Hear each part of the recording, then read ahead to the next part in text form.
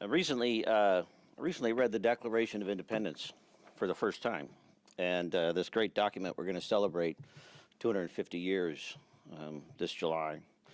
And there's that commonly referred to line about certain inalienable rights, and among these are life, liberty, and the pursuit of happiness. But the line that immediately follows what struck me as a seasoned law enforcement professional, and it says that to secure these rights, governments are instituted among men, deriving their just powers from the consent of the governed.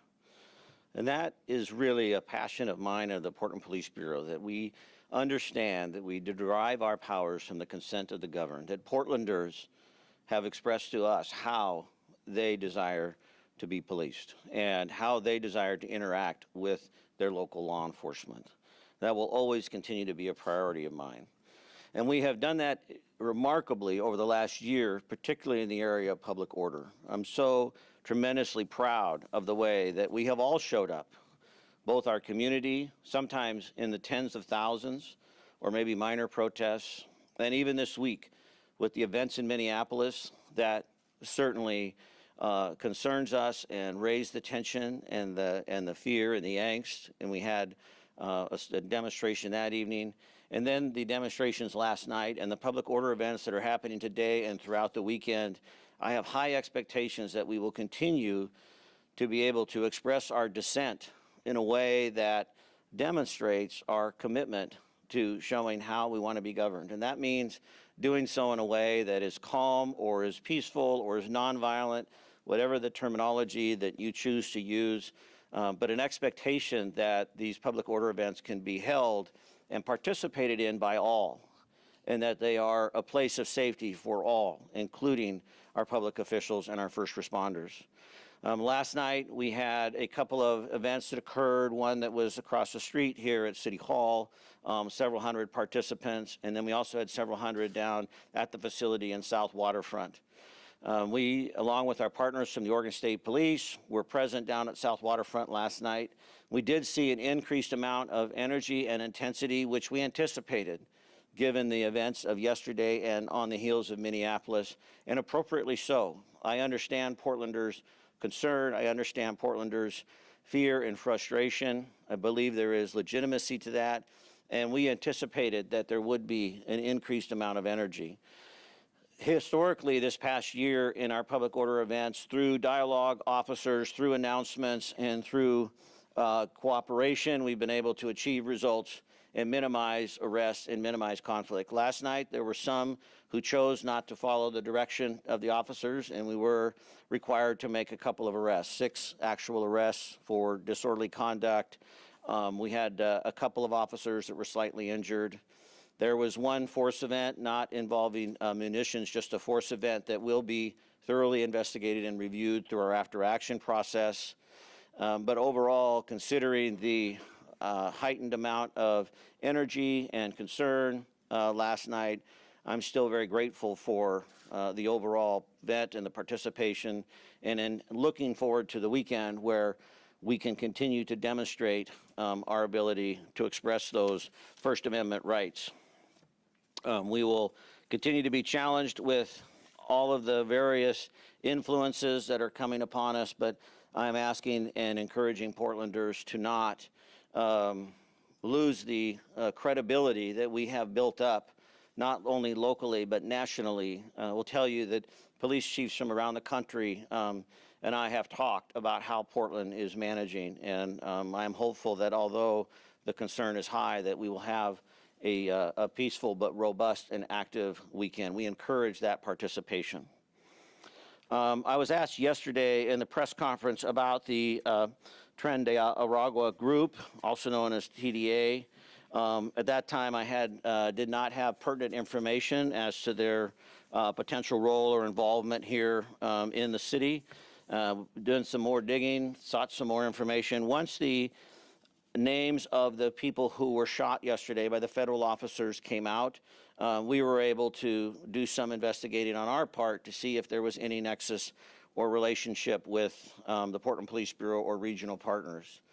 I can confirm, first and foremost, that these 2 individuals are in stable condition. They are still hospitalized. They are in custody of the federal law enforcement. but grateful that they are appear to be on the road to recovery, and I'm grateful for that. They do have some nexus to involvement with TDA. We can confirm that. We know that we had a shooting in Northeast Portland in July of this year, and the victim in that shooting was self-identified as a Venezuelan immigrant who informed us that the suspects in that shooting were associated with TDA. Based upon that, we've been working that case. It's an ongoing investigation, but we have been working that case, and there's also been involvement with the two people who were shot yesterday by the federal officers through some criminal cases out in Washington County. So this is a regional effort as we look at this group affiliation and the potential for violence that has occurred. And it's still ongoing, so I don't have details. And what I can say is there is an association with the two folks yesterday and TDA. I hesitated to even share this information initially because I'm very aware of the historic injustice of victim blaming, oftentimes portrayed by law enforcement, including this very agency that I've represented so proudly for so many years. And historically, we have not been quick to disclose the potential criminal history of others.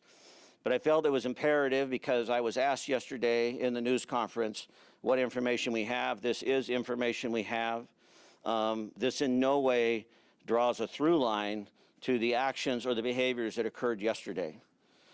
I want to speak for just a moment specifically to my Latino community.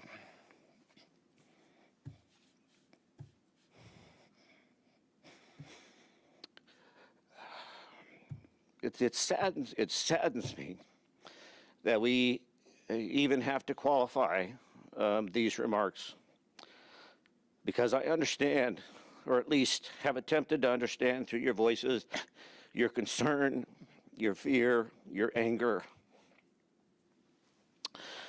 This information in no way is meant to disparage or to condone or support or agree with any of the actions that occurred yesterday. But it is important that we stay committed to the rule of law, that we stay committed to the facts, that we stay a trustworthy and legitimate police department for all of Portlanders. We are currently involved in this investigation with our federal partners, of which I'm very grateful for. And we have been able to assist and provide perspective and have a small area of participation as we as this investigation continues. I am proud of the relationships we have with our federal partners. We have relied upon them in many ways through the enforcement of human trafficking, fentanyl, gun violence, et cetera. And I have appreciated their work on a local level, and their willingness to have us engage in the investigation at this time, I think, is a demonstration of that ongoing relationship and information sharing. I believe in doing so, this will help hopefully bring some transparency to the process for Portlanders to be able to recognize. I'm also in regular communication with the district attorney and Attorney General Dan Rayfield, and their teams as well are supporting and participating in this process. When I say participating, I want to be clear. This is not a parallel investigation by the Portland Police Bureau. We are present, but we are not conducting our own independent investigation. That's not our role in this, and would not be the necessary information to do that would not be made available to us because we're dependent upon that participation and cooperation with our federal partners. But we are at the table, and we are learning as we go, and hopefully, because this is new territory for us, that once the investigation is completed, there'll be an opportunity to share that information holistically. I can't speak to that currently. So With all that, I think we're ready for a few questions. Yeah, we'll do we have about 10 minutes or so for questions and answers. And as Chief mentioned, when it comes to the criminal group Tren de Aragua, we cannot get in to great detail about these cases because they're open and ongoing. So I just hope you keep that in mind, and also just know how the questions might resonate with our Latino community, one that obviously the Chief has a great relationship with. So with that, we'll open up to questions and answers. Please state your name, who you're with, and who the question's for. And we'll have Chief do his best to repeat the question for the cameras as well. We'll start with Maxine. Two questions. One, the July shooting in Northeast Portland, where was that? And can you describe the circumstances? And my second question is, when Portland police arrived at the medical office after the first 911 call, were there federal officers that stayed there that police interacted with? Okay, so question one, Max, I understand was the shooting in Northeast Dayton location, July 11th, 2025 at Northeast 81st and Mason. I don't have the reports in front of me. There's just some notes that I have, but Mike can track down, the reports or things that we need on that. In regards to our arrival at the shooting scene itself at 101 in Maine, your question was whether or not federal officers were still present upon our arrival. Is that correct? And I'm going to ask Assistant Chief Simon just to answer that question. He was out on scene yesterday. And can you answer that? Yep. Rob Simon, the Assistant Chief of Investigations, and yes, they were still on scene when we arrived. The Customs and Border Patrol? Yes. How many? Initially, there was at least 7 or 8. Then that number quickly grew as their investigative team showed up from various other federal agencies. And the black car that was left behind at that scene, was that belonging to the federal officers? Since that's integral to the part of the investigation, I'm going to limit that comment and not disclose that at this time. Adrian? Thanks. Chief Adrian Thomas, KPTV. I think it's important to clarify, PPD had no idea of this enforcement action by Border Patrol prior to it happening. And given everything that's happened in the last 24 hours, what's your message to federal officials if they are going to continue these types of traffic stops in terms of giving you a heads up if they're going to be in a certain area at a certain time? Yes, so we did not have any information ahead of time. Both of these events, the shooting scene itself and then where the victims drove themselves to, were reported to us via the traditional dispatch system.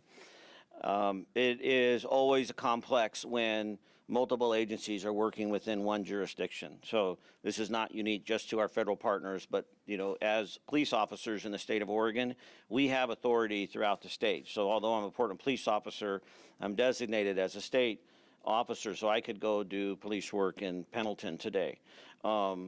Typically, when we do that, we do provide a heads up, just an awareness, so that the other agency knows what's going on, so we don't face some of these situations such as this. So, we're continuing to communicate to our federal partners that any information they can provide ahead of time so we can be aware of, to provide, a greater level of safety and security for everyone involved, we are in favor of. We certainly can't mandate that or demand that, but that is a conversation that we've been having, and sometimes it has occurred and sometimes it has not. Yesterday was one of those where it didn't. I have 2 questions. First of all, thank you so much for this opportunity to ask some questions. One, aside from the affiliation or link to that July shooting, did these 2 individuals have any other criminal background? Had they been charged? Had they been convicted of anything, or was it just that suspicion with that July? I have been advised that the woman was arrested for prostitution in Washington County, and that the male was present when a search warrant was served in Washington County.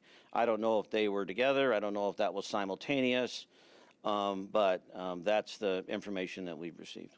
And then my second question is about not just the tactics, but the rhetoric that the federal government has been using in relation to the immigration enforcement. How does that impact your ability to maintain your relationships with community members and to maintain trust? Yeah, so the question is regarding, the messaging that we see coming from the federal government, and how does that impact our ability on a local level. And I would suggest that this is challenging, not just on the part of the federal government, but really a responsibility that we all have in how we portray these events, and particularly when it comes to law enforcement action. As I've said earlier, I'm tremendously proud of this profession, but I'm also well aware of the history of policing in our country, and some of the harms perpetrated at the hands of law enforcement, and recognizing that I want to recognize and really identify that fear and that concern that people share has legitimacy. So on the other hand, it's in a profession that is called upon daily 260,000 times or so this year. In the last year in the city of Portland were calls for service. So people look to us regularly to step into spaces that are very complex and very difficult, usually with a great deal of risk. And the men and women of the Portland Police Bureau do that with immense bravery and training and preparation. And I am so honored to be able to be a part of that with them. Anytime that we have messaging that jumps to conclusions, anytime that we make assumptions or assertions, then we are definitely putting the entire system at risk. You're putting the investigation at risk, you're putting the legitimacy and the other officers' safety at risk, and you're certainly putting the community safeties at risk.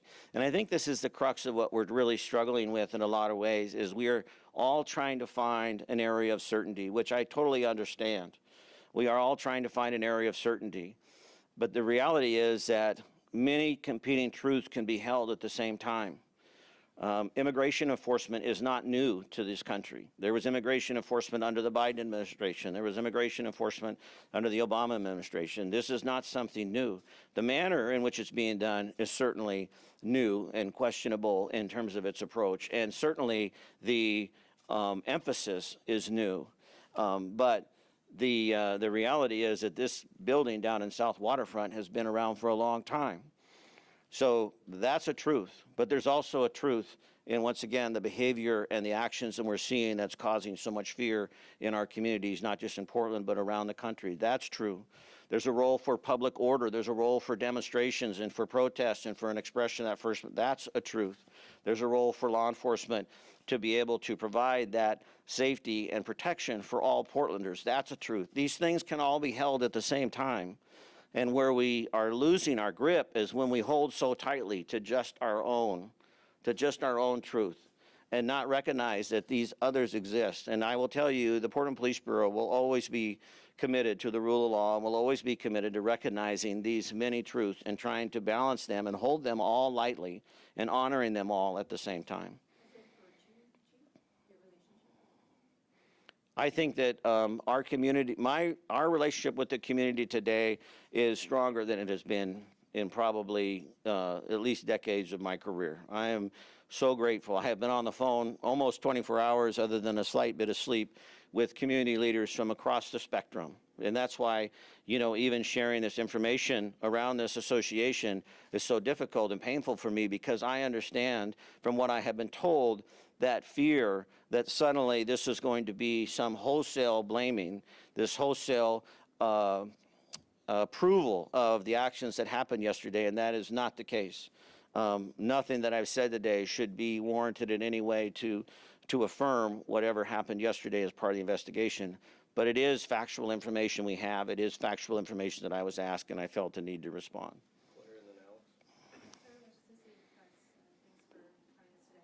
So both the man and the woman shot yesterday, they were both involved in that July shooting that you mentioned. And can you explain what their role was in that shooting? I cannot say that they were both involved in the shooting on July 11th. I apologize. What I'm saying is, through the investigation of the shooting on July 11th, there became a nexus to them. Whether they were involved, I do not know. As far as I am aware, they haven't been named as, suspects. They haven't been charged in it, but because of the information Portland police officers received on the July 11th incident from the victim, we then proceeded down the investigations, which led us to this information sharing with Washington County. But they have not been confirmed as the shooters. No, they have not been confirmed as the shooters. And the victim who called to report the shooting, what did they say? What were the circumstances of it? I don't have the details of that from the report. I just have been advised he was a Venezuelan immigrant. He did express to us that he believed that the people who shot at him were part of TDA. Now that the mayor has kind of explicitly said that he does not want ICE to operate in Portland, I'm curious, how does that impact your relationship with ICE and federal agencies, if at all? I mean, are you getting direction to back away a bit? Yeah, so the question was, with the comments from the mayor regarding having ICE out of Portland, how does that impact our relationships? And I appreciate Mayor Wilson. I appreciate his leadership.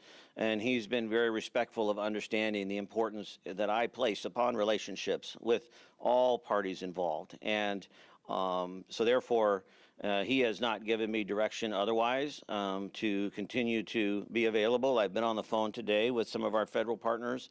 We'll continue to be, throughout the course of the weekend and through this investigation. And I think that's really in the best interest of all Portlanders so that we can try to provide as much information in as timely fashion as possible. Joey, and then John. Thanks, Chief. Joey Bucket, Point Six.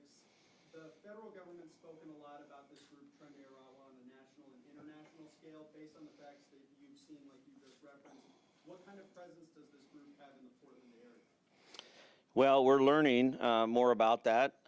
We certainly can say that there is a presence. It would not appear to be as significant as maybe, some have been led to believe. I don't know if AC Simon has any more on that. You've been in conversation last 24 hours, but you good with that? Yeah, so it is, a regional approach. I will say I appreciate support with Washington County and the, effort to try and figure out where some of these folks might be that are directly related.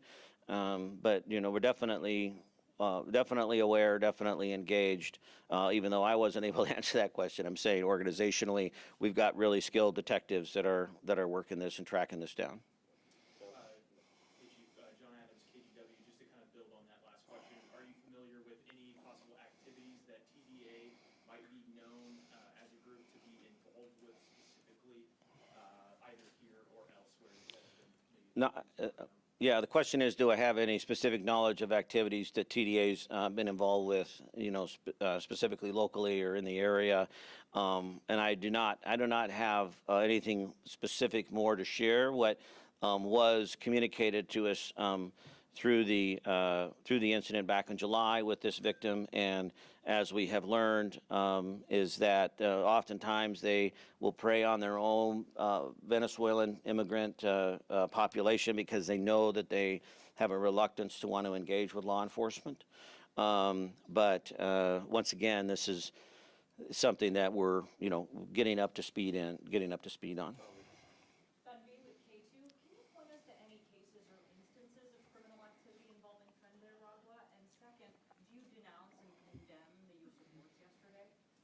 Two questions. Can I give a case or an example? I don't have a case for you specifically related to them. The other one is, can I condemn the use of force yesterday? No, I will not do that at this time. It's an ongoing investigation. We need to, as painful as it can be to hear these words from a police chief, we need to trust the system. And I understand how flat that can fall with so many people. Maybe I need to find a different terminology for that, but the reality is, I believe, as I see Max's eyes, I believe that this is the system that we have. It's the system that we're relying upon. It's the system that is in place, and I'm a systems thinker. I believe in the importance that not just, A equals B equals C, but that we look at it holistically. And there are so many aspects to the events of yesterday, just like there's so many aspects to the event of a police officer's actions today.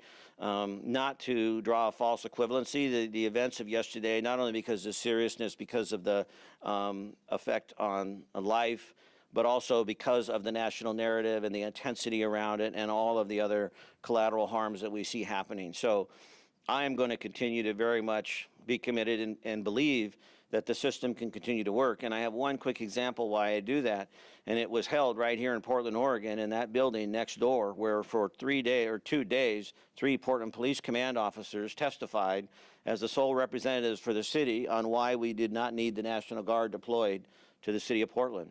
And based upon that testimony and based upon the excellent work of Portland Police Bureau members, over the course of several months, a judge agreed with and cited in her report that the credibility of the Portland Police Bureau was definitely influential in that decision. And so the very fact that National Guard did not wind up on the streets of Portland is a testament to the behaviors and the actions of the Portland Police Bureau, and it's also a testament to the system continuing to work. So I'm going to continue to ask us and encourage us, and maybe I got to find another line, Max, sorry. We have a few more minutes, and then the gentleman in black. Sean from the Capitol Chronicle, I was just curious, what changed from yesterday to today that allowed you to have this information about the nexus with these two individuals, and how did you get that information? Did you look at court documents? Did you talk to prosecutors? How do you? Yeah, so the question is what changed from yesterday to today around the information? Well, might be a little bit disappointing, but as chief of police, I don't have my finger on the pulse of every single thing that happens in the organization every single day. And when I was asked that question yesterday by the reporter regarding my knowledge, understanding of TDA, I answered truthfully when I said that I wasn't aware of any information, because I wasn't. But I do like to follow up and be respectful of each of you, and my commitment is to give you the information I have when I have it, if I can. So came back to the office and said, hey, what do we know? Also at that time, we didn't have the names of the people. They'd been identified. Once they were identified, then we could search our information. Then there was conversation among our investigators, and that's kind of how it all came together. DHS described, Jack Billy, Power 07. DHS described this as a self-defense shooting. Do you understand that to be the case? I can't comment on the intent, of the officers, how they perceive the incident. That's certainly all going to be looked at, but that'll have to be borne out in the investigation. Max, a couple more questions, and we have to get Chief out of here. Have you asked for any of the body-worn camera or security surveillance, or have you seen it? Do you intend to seek it and release it? Well, as I said, FBI is lead, so any of that evidentiary information is going to be dependent upon them in terms of, release of that information. But I can tell you at this point, we've not seen any video or retrieved any video of the incident. Joey, Alex, and then we're going to call it. You mentioned getting caught up to speed on the connection with these two individuals in particular, but what kind of prior knowledge, if any, does the Portland Police Bureau have about Trend Arawa presence, activity in the Portland area? Well, I hate putting Rob on the spot. He just took over this role of AC Investigations. He's had some conversations over the last 24 hours, but I don't know if there's anything to add or if that's been answered. I'm not aware of the historical practices of TDA in the Portland metro area, but again, I'm new in this role coming from another spot, so I could follow up with you and get you that information, but. Well, maybe to rephrase, was the Portland Police Bureau aware of TDA activity and presence prior to this incident with CBP yesterday? Yes, yeah. Oh, sorry, cut you off, but that one I can answer. Yeah, we were, because that's how the information came to us. I mean, literally, we're on the scene last night. Rob was out there, having a conversation. There's a sergeant out there. I mean, this is going to be a little bit disappointing, because it may, think that everything is just magical. But through that part of that conversation, sergeant used to be assigned to a unit that did a lot of shooting reviews, and began to connect the points and say, oh, I think I remember we had this conversation, this came up. Then we were able to reach out to the investigators. So definitely the Portland Police Bureau had some of that information. We have a really robust shooting review process. We work with our ceasefire program. We work with federal partners in that way. This may have been touched on back then. We can go back and look, but certainly top of mind for us now is, and as Rob said, we can get you more information as it becomes available. Alex will be our last question. Yeah, just a quick one. We're hearing a lot of conflicting information about the injuries sustained by these two folks, whether they were shot in the chest or the arm or different shots. Do you know anything confirmed with this? Yeah, the gentleman was shot in the arm, and we applied a tourniquet upon arrival, and the female was shot in the chest. I was told today that they both had to have surgery, but as I said earlier, they're in stable condition. We're grateful for that.